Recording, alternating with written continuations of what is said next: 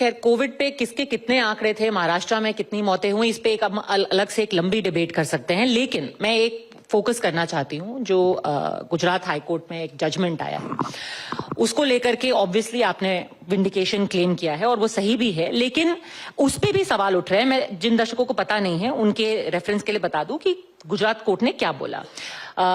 एक video upload किया था इमरान प्रतापगढ़ी साहब ने, उसको लेकर के एफआईआर हो गई, उसको क्वॉश किया गया और कोर्ट ने बोला even if a large number of persons dislike the views expressed by another, the right of a person to express the views must be respected and protected. Literature including poetry, dramas, film, satire, art make the life of human beings more meaningful. अगर कोई बुरा भी माने तब भी एक आदमी को हक है कि वो जो मन आए वो बोल सके। अब कोर्ट से भी बड़े लोग नाराज हो गए, कह रहे हैं कि ये जो आप अभिव्यक्ति की आजादी है उसको भी लेकर के लोगों के कोर्ट के दोहरे मापदंड हो रहे हैं। तो शारिक सिद्दीकी का एक शेर है कि कुछ लोग हैं जो उसको खुदा मान रहे हैं, मैं टोक रहा हूं तो बुरा मान रहे हैं। बस बात इतनी सी है। मैं गुजरात गया एक कार्यक्रम में, सामूहिक शादी का कार्यक्रम था 51 जोड़ों की, उसमें कई बच्चे ऐसे भी थे जो यतीम थे, मतलब जिनके माता पिता नहीं थे। मैं उस कार्यक्रम में गया, उस कार्यक्रम में भारतीय जनता पार्टी के लोकल तमाम नेता भी मौजूद थे। मैं वहां पहुंचा, मैं मुख्य अतिथि था, आशीर्वाद देना होता है, मेरी उम्र कम है लेकिन ठीक है, अब जब कार्यक्रम में गए हो तो उसको निभाना पड़ता है।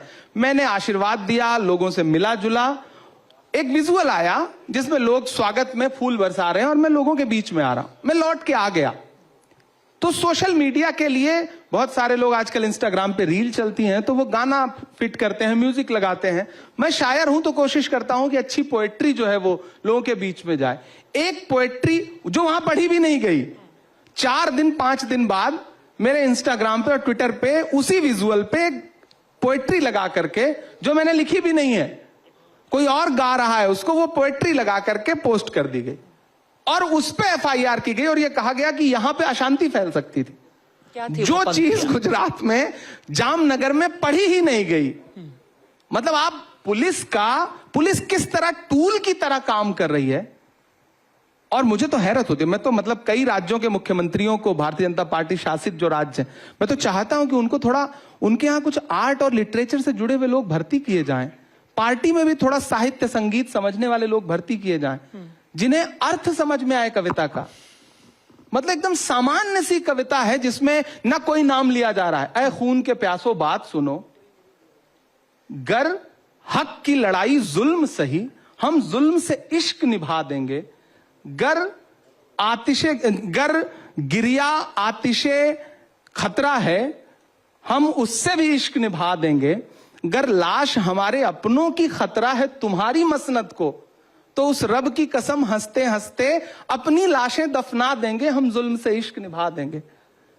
इसमें सत्ता को मैं चुनौती दे रहा हूं या प्रधानमंत्री जी के लिए कोई शब्द है या मुख्यमंत्री के लिए कोई शब्द, इसमें एफआईआर जैसा कुछ लगता है। लेकिन एफआईआर हुई और मैं हाई कोर्ट गया तो हाई कोर्ट ने मेरी पिटीशन खारिज कर दी।